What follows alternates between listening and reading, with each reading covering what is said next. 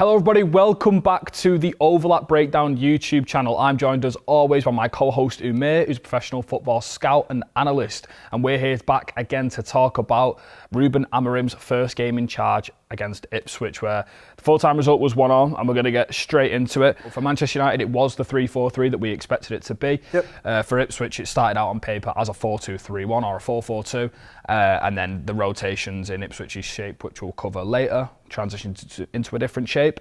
And we're going to speak about straight away what we made of the lineup, the collection of players in this Manchester United team. Just before we start moving counters and getting technical, some of the surprises: Amad Diallo at right back, or right wing back, Mazraoui, who's played right centre half a little bit this season on the ball, and then a front three of Marcus Rashford, Bruno Fernandes, Alejandro Garnacho, midfield two of Casemiro, Eriksen, Dalot, Johnny Evans, Matthias de Ligt and Andre Onana. What did you make of the profiling of the players into each position? Yeah, so I think I tweeted just before the game actually about, in theory, I would have liked to have Amad in one of these number 10 positions, Garnacho perhaps in one of these wing-back positions, and then, Dalot maybe on that side as a right wing-back.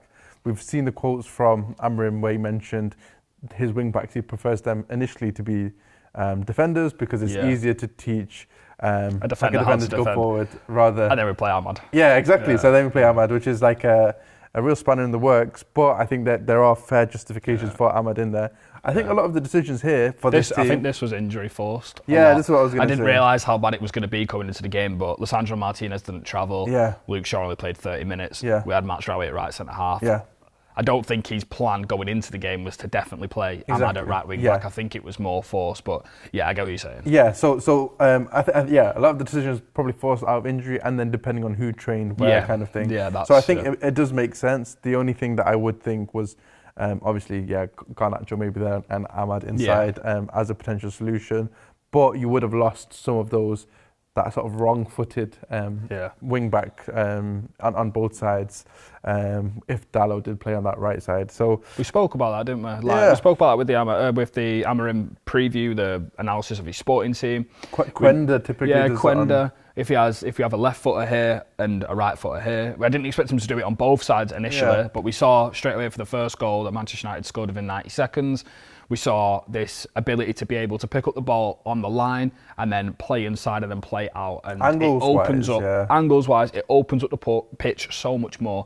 And if you're playing here and your strong foot is facing this side of the pitch instead of that side of the pitch, it means that you're able to expand the pitch and break through the pitch. For years. It's one of I think we've seen it with Grealish for Manchester City as a winger, dropping deep into those positions. It sounds stupid, but like the wing-back feel of it, it's why inverted wingers were a thing. Right-footed left wingers, left-footed right wingers. Access the space. And if you think about how high these starting positions are, these are obviously probably the positions we've seen wingers picking up in deep build-up anyway. So you can class this as a winger. It's just obviously making the pitch bigger in deeper pockets. Yeah, I was just going to say, the man-to-man pressure that we're seeing a lot more of means that players are going to receive the back to goal. In the past, 10, 15, 20 years ago, you would receive the ball, be able to turn. So right-footed right backs or right-footed right wingers and left-footed left wingers made more sense because you were facing play. But now with the pressure that you've got to access the inside of the pitch, you need more. It makes more of a view of what's going on. Yeah, exactly. Yeah. Right, I've got a situation set up in which Manchester United were attempting to press Ipswich's deep goalkeeper kicks and their build-up structure, and I want to talk about the negatives that me and Umir saw in the game straight away. So, on Umir's side, obviously, blue for Ipswich, red for Manchester United. Ipswich are building in a 4-2 structure, and that meant that Manchester United were pushing on in this 5-2-3, 3-4-3, doesn't matter the shape. But so what we saw right here is almost the narrowness of the front three, like Jurgen Klopp's Liverpool, where they pin directly onto the box, onto the keeper, two centre-halves, and then we have Christian Eriksen and Casemiro, middle of the park, man-to-man.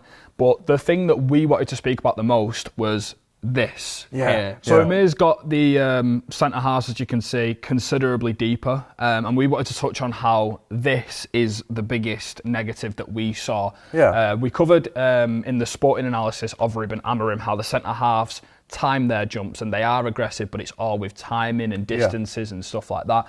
And what we saw often in the game was this was usually Omari Hutchinson, and he's a pocket player. And what we saw was him pushing deeper, and then Johnny Evans having to time his run to then go in and connect with him. And almost half-heartedly, I think. Yeah. When he was in these situations, I think his natural temperament is to kind of hold the line. Yeah. If we're talking about general principles out of possession for Amorim's United from this first game, For sure. I think when the ball did come into these deep situations, whether it was in natural play or from a goal kick situation, that's when Amorim wanted United to press. You had the narrow front three, and then he wanted his midfield pivot to press tightly on these two players. Yep. I think the lack of physicality sometimes showed in the space that these players were allowed to receive the ball, which is something that you will have been banging on about for seasons, to be honest. Yeah. Morsey receiving the ball in here with time and space, and then obviously, like you mentioned, and as it's set up, this defensive line being deeper than it probably should have been. It should be normally, around the halfway line. You want this compactness vertically throughout the pitch when you're pressing high. There was at times Ipswich went long, and this ball could be won, and there was space in these. And areas. these were just dropping. Yeah, these were dropping. It was just too quick. It was something we saw under Erik ten Hag. Yeah. We said at the time it was personnel, and it does appear to have been personnel. The mobility in the back line just isn't there right now. There's injuries, we know this. Yeah, we know sure. this. But the mobility in the back line, Johnny Evans, I love him to pieces, but he should not be playing every week. And running all the way he should into, he should not be channeling into midfield like he Yeah. does it. It's not a thing. Like, you've got Christian Eriksen and Casemiro both going man to man with Ipswich's deep midfielders, and when you've got a player like Omari Hutchinson, who's so good in deep pockets, Liam Delap, who's so good at dropping in and with the ball and back to goal, and you look at the youthful kind of the swiveling of these two compared to this, it was going to be a recipe for disaster.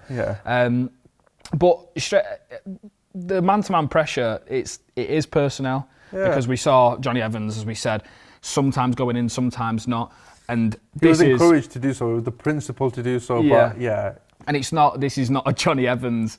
No. It's not criticism on Johnny Evans. This is just natural for him. He's not as young and agile and fast. And let's be honest, he's playing wide left centre half. He's probably not even a wide left centre half. He probably should be where Matthias de Ligt is. And the fact that he's still sort of following in further principles is a good sign. But it also shows how much that Ruben Amorim straight away has come in and gone, right, we need the man-to-man pressure in the back line ultimately. And Mazraoui was doing it again. It was just the ball side. Mazraoui was actually really good at it. And we saw actually at times, and we'll talk about this probably later on, but when United were in settled defence, Mazraoui actually jumped in and followed his man into midfield, and it almost became a sort of a 4-3 in there in settled defence. But I think that's the main issue that we saw. These three generally good in terms of how they applied pressure with energy. And United's front line has been all right in their pressing this season. In general, Ahmad really energetic out there in his pressure. But these two players, the wide centre backs and de Ligt at times as well, in terms of how he pushed and how he dropped off, the big talking points. Okay, you just mentioned settled defence, and something we saw from Amorim's Manchester United, but we also clocked it very early on with the Sporting, was that they can sit deep and they don't mind to concede possession. We saw it in the Manchester City game, how they ultimately sacrificed possession. And in the first half of this game, it was 50-50, and I think Ipswich probably had the more sustained possession in terms of holding Manchester United in. And there was no real forward pressure from Manchester United. I'm laughing, but there was no real forward pressure from Manchester United, and that ultimately left Ipswich just having the ball around here and just recycling it constantly around Manchester United's block. But I think we wanted to touch on how good Ipswich played in this system and why it caused Manchester United so many problems, and what Ruben Amorim can learn from it going forward. So we have Axel Tuanzebe, who played as wide right centre half, and then Leif Davis was pushed up, so we have the back three like this. So we have Cameron Burgess and Dara O'Shea, and then we've just got the standard, the two pivot players, and then here is Sammy Szmodics, then we've got Liam Delap, and we've got Omari Hutchinson, and we've got Wes Burns, and these five players cause Manchester United a lot of problems, all of them. I think Omari Hutchinson in the pocket, like we mentioned before, these movements coming in and playing on Casemiro's side was just, it was a recipe for disaster. Him and Johnny Evans kind of having to move like this with him and follow him everywhere around the pitch, and he caused them so many problems. And the goal that he scored came from him receiving with his back to goal like this on Casemiro. Casemiro being nowhere near as tight as he needed to be, and then he just spins and just shoots across, and obviously a massive deflection off Masraoui. But what did you think about Ipswich? Because I thought in this game, as poor as we were, I thought Ipswich were outstanding on the ball. Yeah, I think both things sort of go hand in hand. If we're looking at Ipswich and how they sort of built up, they had this quite wide back three in possession. We saw it all the way sort of as deep as here when they were building up. Once they got out of that initial build-up and they established some possession, this wide three at the back basically meant that United actually tried to apply pressure to them in that front line. But in doing so, they left gaps into this middle area. When you've got a sort of a 5-2-3 shape, it's important for that 2 and that 3 to be fairly compact and move as a unit, so you can't access those players in the middle. The whole point is coverage in the centre. What we saw from United actually was a lack of coverage because these wide players in these wide centre-back positions pulled them apart a little bit. You had this really nice double pivot from Ipswich, who kind of moved into these areas here, and when the pressure was on and applied to these wide players, these players were free. Obviously, it raises a question whether or not one of these players has to jump forward or whether one of the nines has to, back press. We didn't really see the 9 back pressing, so Casemiro often pressed in these situations. I thought the free role that Omari Hutchinson had was really impressive because he basically provided sort of numerical superiority in some of those situations. He kind of picked the ball up and Casemiro didn't know whether to follow him or stay on the pivot kind of thing. And he often, Hutchinson moved into wide flank areas and then that opened up space in the middle, but it also gave Dalot a question of whether or not he should follow his man or whether or not Evans should come out. But Evans, naturally a defensive-minded player, stayed in the line. It was often Casemiro getting pulled apart. Obviously on the other side, Leif Davis holding that width as well, but they were quite right-sided heavy in their play. It's a very positional setup, but with the freedom of one player to kind of exploit that. To shift around. And I think that sort of hybrid kind of philosophy was really good for pulling apart some of United's frailties in their especially their centre midfielders and also some of that pressure in that front line. They didn't shift over as a unit. We mentioned Amorim's teams tend to trap teams into one side and press, but they were quite passive in that middle. And that's something to improve on going forward with the right personnel, and with some of the substitutions we did see that as well. Right, and then moving on into the second to last segment, we want to touch on Manchester United's deep goalkeeper kicks, because this was something that we spoke about early in the links to Amorim and Manchester United, and we covered it a lot on the other video.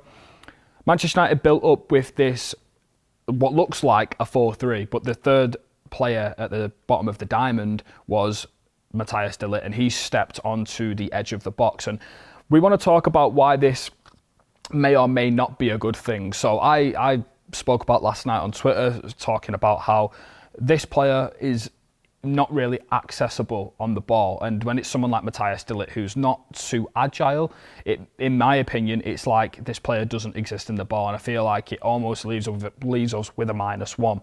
I wanted to see something like Inzaghi's Inter, where they shift along and no one stands in this position, no centre half, so then this player here can be further up and your block can shift across, and it becomes a lot more natural as a 4-2. That is not what we've seen so far from Amorim's Manchester United or his Sporting. And I want you to explain why Matthias de Ligt is taking up this position and what you think the thinking is behind that. So I agree in the sense that, like, there's certainly pros and cons, and I think you touched on the cons nicely. It does block up that middle of the pitch. If I do want to rationalise some of these decisions, because obviously we talk about high-level coaches, they're not putting these players there on a whim. And I think a lot of times as fans, a lot of people are like, oh, what's he doing? They're like, oh no, look, why is he in there? Certainly that player, that central defender, especially for Sporting, they've been used almost as a bounce player. They've not been one to get the ball, turn and drive kind of thing.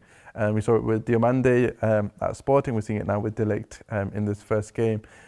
If you don't mind moving that striker, when the ball does go to the keeper, often the way teams do play is they try and cut off one side of the pitch. so they can force the team to play down one side and then apply pressure that way. So in this instance, we'd have Liam Delap pressing Onana from that side, curving his run to force the play down this side, making it easier to win the ball. Now, if you do have a player, I think with these two players, actually, they're probably more narrow. It's quite narrow in here. With this player in here as De Ligt, what you can do is, and it's a risky pass, but you can play the ball into that player because you've usually got that superiority in there if the 9 has gone and pressed on the keeper. And when the ball does go into that player, they can find the side that the other team are trying to prevent you from playing into. And then obviously if that opens the underloaded side with quick players, you can kind of attack these spaces. Let's say if you get it to Ahmad, you play it in here, you've got Bruno or Rashford. So are you saying that if this player's on the ball and he's passed it to the goalkeeper and this player curves his run to shut off that side, you pass it in. You think this pass or that pass and then that pass, I would say they go straight to the centre back, and then they're out. And then, but they don't turn because they're facing the keeper right-footed. You pass it into you can go back that to player, there. and then now the pitch is open because that curved run basically blocks off that option to that right centre back. So you believe a pattern that we're going to start to see for Manchester United is the triangles here to constantly keep keeper the ball to centre beat the press early to the right centre back, and then attack open the underloaded the side. Okay, that makes sense. But again, that's not to say it's a perfect solution. Well, I've seen Andre Onana play this ball a lot. Yeah. Not in the Ipswich game, but he kind of loves the disguise passes to look over here, and then he just goes and slides it in. Yeah. And he really loves a low driven on the grass straight into the feet. So I do think that can work. Yeah. We're just going to move this on ever so slightly to what happened when Manchester United then got up the pitch. And they look to enter more of a in-possession shape rather than deep goalkeeper kicks. There's no surprise that we've seen the 3-2 from Manchester United. We covered this a lot. The wing-backs hold this. These go really touch tight in the pockets, like this. Yeah, and then we saw the 3-2, but the one thing I really noticed Manchester United were struggling with, and we spoke about how much of the progression was down to the wide centre-backs playing through and the wing-backs. When Manchester United were moving the ball from centre-half to wing-backs, it felt like Ipswich was so good at just shielding this area of space, and Manchester United could not get the ball into the centre. It felt like a lot of the progression was down to the wing-backs in this occasion. We had Mazraoui and Evans, but it was the wing-backs who were the ones running forward with the ball. I think interestingly, we saw the wing-backs actually dropping very deep with the 3 at the back as well. You got your keeper and those 2 midfielders. Almost had sort of 7 players quite deep. What that did do, and it's sort of a principle we've seen from Amorim sides in the past, is entice pressure onto them with, especially Dalot dropping deep and Ahmad as well, but more so I would say Dalot, is when the ball does come into these players receiving it really deep in their own third, they've got pressure on their back, but they can play a sweeping ball straight into some of these areas for Garnacho and for Bruno to latch onto. And that's Ahmad tried to do that. Yeah, and I saw there's a really good example from Dalot actually doing down it the line to Garnacho. Garnacho spun off him, but Dalot had pressure on his back. Way deeper than that even. He came all the way in, ball received. Yeah. And then first time he kind of plays it into that channel. Which is what we were talking about with the wrong-footed fullbacks playing these sweeping balls. Ahmad tried a couple, but they weren't executed well. No, I thought Dalot actually played them a bit better. This was the one down the line into the channel. And I think Garnacho, he just ran towards the box, and we had a really threatening moment off it. But it was this spin that you were talking about. But that's certainly a pattern, that is definitely a pattern that we have been working on, because I've seen Diallo do it a couple of times. The first goal kind of painted a picture of what it can look like with the wrong-footed stuff. But I agree that this pattern from the wing backs to drop deep and then go and attack space is something we're going to see a lot more from Manchester United. And it's probably a reason why Alejandro Garnacho did start as one of the 10s, because he does have the pace to get in behind teams, and Rashford as a centre forward. And then finally, we're just going to wrap up with the one last segment, which was what we saw from Amorim in the game to try and change the game. So I think the most prominent substitution that I want to touch on, it was what he did with Bruno Fernandes. So in the second half, he swapped Alejandro Garnacho and Bruno Fernandes' side, so they flipped, and then that didn't work for him. So he ended up putting Casemiro and Bruno into the deepest two midfielders. And he said that he wanted to use Bruno Fernandes' quality, and he wanted him to get a feel for the ball a bit more, which is obviously just getting touches on the ball. And then he also alluded to he didn't want to use him all the time in them areas because he's a bit more emotional with his passing. His temperament is quite direct. So what did you make of that change and the rest of the changes? I think the changes speak to some of Amorim's intentions with the squad going forward. I actually thought they looked probably better with the substitutions in. There's no surprise we look better with Luke Shaw. Yeah, we mentioned a million times the quality that he has. Brilliant player, when fit, rarely fit. So it's a super tough one, I'll be honest. But yeah, first of all, his quality, he had the ability to push on as well. More athletic in doing that, and probably more comfortable higher up the pitch than, certainly more comfortable higher up the pitch than Evans. And then obviously, if we're talking about the midfield too, I thought Bruno, with his energy in there, had the ability to press man for man a little bit better, win second balls, really good in those duels for an attacking player.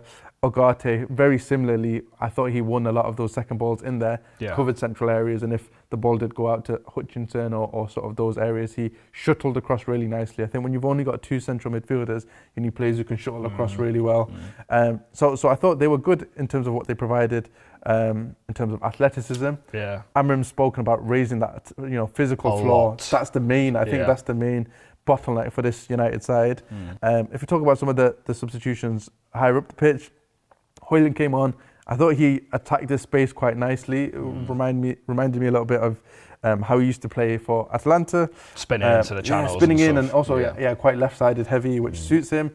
Xerxes, I mentioned in our video, I like playing as a 10. Playing him as a 10 more so. And I think, the fact that he did play there speaks nicely to how we profiled him in that video. But on the side, he did play fairly nicely, but he looked a little bit slow in some of his actions. I think if we play him on, the inside left, his body, again, angles-wise, is suited to playing inside. Here, he was trying to find these players, but he was often crowded out. So here, you can play into those central players and knit things nicely. I know people criticise Xerxes, and he didn't have the best game in there. But if he can get that ability to attack the box a bit more, and which he also said, didn't he? Amorim, and if he needs to play in there, I think there's room for him as a number 10. But the physicality that was brought on in the substitution, I think, raised the level of the performance, and that's probably the thing that we're going to see most focused on for United going forward, because the principles in general seem to have a basis. They could work, but it's players and physicality that will take that to from theory to being implemented well.